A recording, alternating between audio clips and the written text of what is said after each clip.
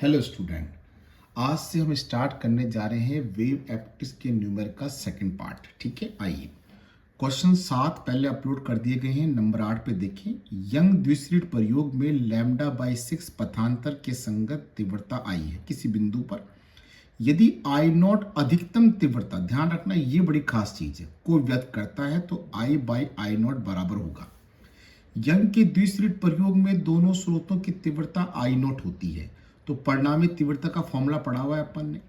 पथांतर जो होता है वो λ/6 बोला है, तो पथांतर से पहले क्या निकालेंगे, कलांतर। फाई बराबर 2π/λ इंटू पथांतर। पथांतर का ये मान यहाँ रखा, लैम्डा से लैम्डा गया, 2 से काटा π/3 मतलब 60, तो फाई का मान अपन को 60 रखना है। मैंने 60 रखा, ये आया अपने पास 30। अब सुनना, 4I0 यंग के प्रयोग में अधिकतम तीव्रता है, तो ये है बेटा हमारी अधिकतम तीव्रता। तो अपन 4I0 को नीचे लेंगे। cos 30 का मान कितना होता है, √3/2, और √3/2 का स्क्वायर करा तो 3/4, तो हमारा आंसर है 3/4। अब इस सवाल के अंदर क्या है, हमें ये याद रखना पड़ेगा कि यंग के प्रयोग में अधिकतम तीव्रता 4I0 होती है, इसलिए अपन ने इस 4I0 को नीचे लिया है क्योंकि उसने I0 को अधिकतम तीव्रता माना है, जबकि 4I0 अधिकतम तीव्रता होती है। तो ये अपना 4I0 जो मैक्सिमम इंटेंसिटी है, इसको यहां लेंगे, तो इंटेंसिटी बट्टा मैक्सिमम इंटेंसिटी 3/4, सही उत्तर है डी। अगला देखिए, द्विप्रिज्म से किसी पर्दे पर किसी चौड़ाई में 6000 तरंगदैर्घ्य के प्रकाश के कारण 10 फ्रिंजें बनती हैं, तो 5000 एंगस्ट्रॉम तरंगदैर्घ्य के प्रकाश में उतनी ही चौड़ाई में कितनी फ्रिंजें बनेगी। ये अपने संस्कृत शिक्षा विभाग में भी आया हुआ है और ये अपने फिजिक्स फर्स्ट ग्रेड के अंदर भी आया हुआ है। आइए, किसी निश्चित चौड़ाई में फ्रिंजों की संख्या की बात करें तो याद करें अपन ने क्लास में बढ़ाया है n1 λ1 n2 λ2। एन यहाँ फ्रिंजों की संख्या है, लैम्डा यहाँ तरंगदैर्घ्य, ये तभी काम करेगा जब निश्चित चौड़ाई में बात करें। तो पहले 10 फ्रिंज है, उसके लिए तरंगदैर्घ्य 6000 एंगस्ट्रॉम। दूसरे उसी चौड़ाई में फ्रिंजों की संख्या निकालनी है, तरंगदैर्घ्य 5000 है। एंगस्ट्रॉम से एंगस्ट्रॉम काटा, ये 3 जीरो से 3 जीरो काटा, ये आया 5 दूना 10 और 6 दूनी 12, तो मेरा सही उत्तर है बी। ठीक है, अगला सवाल देखिए, YDSC प्रयोग में द्विस्लिट के मध्य की दूरी, मतलब ये तो स्मॉल डी दे रखा है, इनको 12000 एंगस्ट्रॉम और 10000 एंगस्ट्रॉम के प्रकाश से प्रकाशित करते हैं। ठीक है, द्विस्लिट से 2 मीटर की दूरी पर पर्दा यानी कैपिटल डी है। केंद्रीय दीप्त फ्रिंज से कितनी न्यूनतम दूरी पर व्यतिकरण के उत्पन्न तरंगदैर्घ्य की दीप्त फ्रिंज संपाती होगी, मतलब इन दोनों के कारण जो दीप्त फ्रिंज बनेगी, ठीक है ना, उसकी केंद्र फ्रिंज से दूरी कितनी होगी यदि ये दोनों एक स्थान पर बने। ठीक है ना, अब सुनना अच्छे से। एनवी चमकीली फ्रिंज की पर्दे के केंद्र से दूरी मेरे बच्चा कितनी थी, xn, n λd upon small D, है ना। अब आइए, λ1 व λ2 के लिए दीप्त फ्रिंज का क्रम, इसके लिए मान लिया n1, इसके लिए मान लिया n2। अब चूंकि देखो क्या बोला है, केंद्रीय दीप्त फ्रिंज से कितनी न्यूनतम दूरी पर व्यतिकरण के उत्पन्न तरंगदैर्घ्य की दीप्त फ्रिंज संपाती होगी। दोनों फ्रिंज एक स्थान पर तब बनेगी जब दोनों के लिए पर्दे के केंद्र से दूरी क्या हो, समान। ये n1 फ्रिंज के लिए, ये n2 फ्रिंज के लिए, ये फॉर्मूला रख दिया यहाँ पर, n1 λ1 capital D upon small D, n2 λd capital D upon small D. ठीक है ना।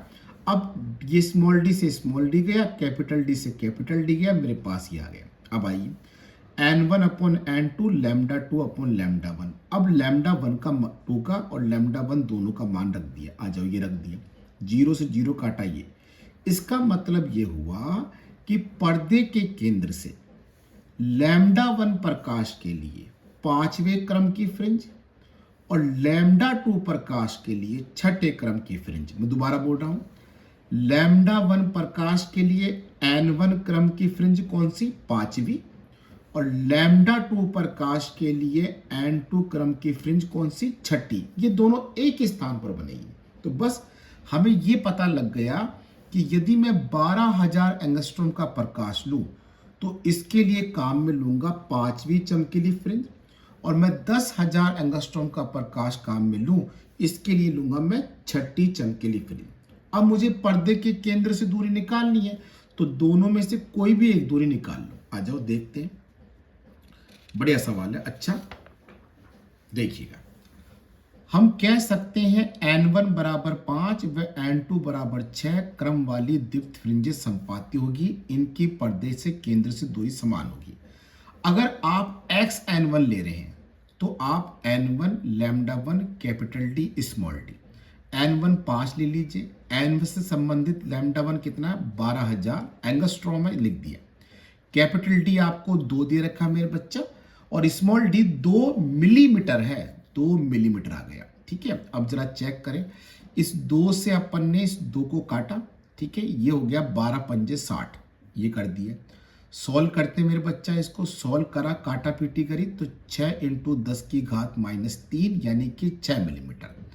अगर आप यहाँ रखोगे xn2, यहाँ n2, यहाँ लैम्डा 2 रखो और सॉल्व करो, तब भी आपका 6 मिलीमीटर ही आएगा, क्योंकि पर्दे के केंद्र से दोनों की दूरी क्या है, समान है। तो हमारा आंसर है सी। ये आइए नंबर 11, बड़ा प्यारा सवाल है, मतलब कि दिमाग को सिर्फ हल्का सा यूज करने पे ध्यान देना है। आइए, यंग के द्विस्लिट प्रयोग में यदि झिर्रियों के बीच की दूरी तरंग दैर्घ्य की दुगनी है तो अधिकतम संभव उच्चिष्ट मतलब संपोषी वाली फ्रिंजे कौन सी होगी। आइए, झिर्रियों की मध्य की दूरी d है तो पथांतर d sin थीटा पढ़ा है अपन ने, और उच्चिष्ट के लिए पथांतर मेरे बच्चा क्या होता है n लैम्डा, तो इस पथांतर को n लैम्डा के बराबर कर दिया। ठीक है ना। अब सुनना, झिर्रियों के बीच की दूरी यानी कि स्मॉल d तरंग दैर्घ्य की दुगनी है तो ये 2 लैम्डा कर दिया, d का मान रख दिया यहां पर, लैम्डा से लैम्डा कट गया, 2 को नीचे लिया है। अब सुनो, n का मान 0 रख लो, n का मान 1 रख लो, n का मान 2 रख लो, पर n का मान 3 नहीं रख सकते, क्योंकि बेटा अगर 0 रखोगे तो ये साइन थीटा बराबर 0 आएगा। अगर आप यहाँ 1 रखोगे तो 1/2 आएगा, यहाँ 2 रखोगे तो 1 आएगा, लेकिन अगर जैसे ही 3 रखोगे तो ये आएगा 3/2, और 3/2 का मतलब 1.5, 1.5 का मतलब 1 से ज्यादा, जबकि साइन का मान 1 से ज्यादा नहीं हो सकता है। इसलिए आप n का मान 0 रख सकते हो, 1 रख सकते हो, 2 रख सकते हो, मतलब आपको 3 फ्रिंजें मिलेगी। साइन थीटा का मान 1 से अधिक हो जाएगा अगर आपने n बराबर 3 रख दिया, जो कि संभव नहीं है, साइन का मैक्सिमम मान ही 1 होता है मेरे बच्चा। तो हमें 3 उच्चिष्ट प्राप्त होंगे, एक तो 0 पर, एक 1 पर, एक 2 पर। बड़ा प्यारा अच्छा छोटा सवाल है, मेरा आंसर है 3। ध्यान से समझना अच्छे से बेटा। आइए अगला देखते हैं। यंग, ये बड़ा प्यारा सवाल है, यंग के द्विस्लिट प्रयोग में झिर्री की चौड़ाई d है और इलेक्ट्रॉन पुंज का उपयोग किया जाए, यदि इलेक्ट्रॉन का वेग बढ़ा दिया तो। अब सुनना पहली बात, द्विस्लिट प्रयोग में झिर्री की चौड़ाई स्मॉल d दे रखी है, सुनते जाओ। डी ब्रोगली तरंग दैर्घ्य का फॉर्मूला क्या होता है, लैम्डा बराबर h/p, p को लिख सकते हैं mv। अब सुनो, अगर आपने इलेक्ट्रॉन का वेग बढ़ा दिया तो इलेक्ट्रॉन का वेग बढ़ा तो लैम्डा कम हो जाएगा। देखो, इलेक्ट्रॉन का वेग बढ़ जाए तो लैम्डा कम हो जाएगा, और आप जानते हो कि बीटा प्रोपोर्शनल लैम्डा होता है, तो अगर लैम्डा कम हो गया तो फ्रिंज चौड़ाई भी क्या हो जाएगी, कम हो जाएगी। याद करो, आपने बीटा का फॉर्मूला पढ़ा हुआ है, वो ऐसे था, बीटा बराबर lambda D upon small D. तो खास बात यह है कि अगर आपने इलेक्ट्रॉन के वेग को बढ़ाया तो डी ब्रोगली कहता है लैम्डा कम हो जाएगा, और लैम्डा कम हो गया तो फ्रिंज चौड़ाई भी क्या हो जाएगी, कम। तो मेरा सही उत्तर है बेटा सी। ठीक है, चलो आ जाओ अगला सवाल देखिए, बड़ा प्यारा सवाल है। ऐसा कोई सवाल जो है ये अपने 2022 के अंदर भी आया था। आ जाओ। I और 9I तीव्रता के 2 प्रकाश एक पर्दे पर फ्रिंज प्रतिरूप बनाते हैं। बिंदु P पर पुंजों के मध्य कलांतर π/2 और Q पर पाई है। तो P और Q पर परिणामित तीव्रता का अंतर निकालना है अपन को। तो आ जाओ पहले निकालते हैं P पर। आप ये फॉर्मूला तो जानते हैं मेरे बच्चा, ठीक है ना। अपनी एक तीव्रता I है, एक तीव्रता 9I। अपन ने लिखा है यहाँ IP, ये I है, ये 9I, और ये अपने पास कलांतर कितना हुआ π/2। आप जानते हैं cos π/2 का मान कितना होता है 0, तो ये सारा 0 हो जाएगा। तो मेरे पास आया tan I। अब चलते हैं बिंदु Q पर। Q पर कलांतर कितना है पाई, रखो वही, इसकी जगह I रखा, अब Q पे निकाल रहे हैं।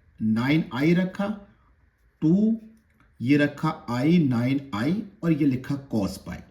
cos पाई की वैल्यू -1 होती है, तो यहां माइनस आ जाएगा। 9I और I कितना हो गया tan I। आ जाओ 9 का अंडर रूट करें तो 3, और I स्क्वायर का अंडर रूट I, तो 3 दूना कितना हुआ 6I, और tan I में से 6I घटाया तो 4I। अब वो पूछ क्या रहा है, परिणामित तीव्रता का अंतर निकालो, तो IP माइनस IQ पूछ रहा है। तो ये रहा tan I, इसका है 4I, तो मेरा आंसर हो गया 6I। सही आंसर हुआ अपना B। क्लियर। चलो आ जाओ अगला सवाल देखिए बेटा जी। इन सवालों में खास बात देखिए, सिर्फ आप समझे, देखिए बड़े प्यारे से सवाल हैं ये। एक आते हैं कथन कारण का सवाल। कथन 1, यदि पर्दा झिर्रियों से दूर ले जाते हैं तो फ्रिंजों की कोणीय पार्थक्य नियत रहती है। अब बात आती है सर ये कोणीय पार्थक्य क्या है। कोणीय पार्थक्य का मतलब कोणीय चौड़ाई। दूसरा कथन, यदि एक वर्णीय स्रोत को किसी दूसरे अधिक तरंग दैर्ध्य से बदल दिया जाए तो फ्रिंजों का कोणीय पार्थक्य घटता है। अब सुने, फ्रिंजों की कोणीय चौड़ाई, यदि पर्दा झिर्रियों से दूर ले जाते हैं, याद करें बेटा ये अपन ने करवाया हुआ क्लासों के अंदर, यदि आप पर्दे को झिर्रियों से दूर ले जाएंगे तो कैपिटल D बढ़ेगा। लेकिन आप जानते हैं कि अपन ने एक फॉर्मूला पढ़ा, अगर आपको याद है तो देखिए, अपन ने फॉर्मूला कुछ इस प्रकार से पढ़ा हुआ है, बीटा बराबर lambda D upon small D. अब बीटा बढ़ने से या डी बढ़ने से, अपने बोला ना पर्दा झिर्रियों से दूर ले जाते हैं, डी बढ़ने से बीटा भी बढ़ जाता है। अगर डी बढ़ने से बीटा भी बढ़ गया तो फ्रिंज की कोणीय चौड़ाई पर कोई प्रभाव नहीं पड़ेगा। ये बोल रहा है कोणीय पार्थक्य नियत रहता है। सही कथन है। आगे देखो, यदि एक वर्णीय स्रोत को किसी दूसरे अधिक तरंग दैर्ध्य वाले स्रोत से बदल दें तो फ्रिंजों का कोणीय पार्थक्य घटता है। आ जाओ, ये भी पढ़ाया अपन ने। सेकंड बोल रहा है ये थीटा है, लैम्डा अपॉन डी, क्लासों में करवाया हुआ बच्चा। अब ये बोल रहा है कि यदि मैं लैम्डा को बढ़ा दूं, देखो बोला ना इसने फ्रिंजों का कोणीय पार्थक्य में, देखो यदि एक वर्णीय स्रोत को किसी दूसरे अधिक तरंग दैर्ध्य वाले, तो लैम्डा बढ़ गया, तो लैम्डा बढ़ने से थीटा बढ़ता है, घटता नहीं है मेरे बच्चा। तो ये वाला कथन तो सत्य है, ये गलत है। तो जरा चेक करना, कथन 1 तो सत्य है और कथन दूसरा असत्य है। ये अपने इसके 14 सवाल जो है वो मैंने करवा दी। ये सवाल अपने 2025 में आया था, और आप देखना बच्चा कि आखिरकार आपको पता लगे कि पेपर का लेवल कितना उठाया गया है। उसी हिसाब से जो है अपन तैयारी भी कर रहे हैं। तो अगली क्लास जो है वो अपन जल्द डालेंगे। आज के लिए इतना ही। जय श्री कृष्णा।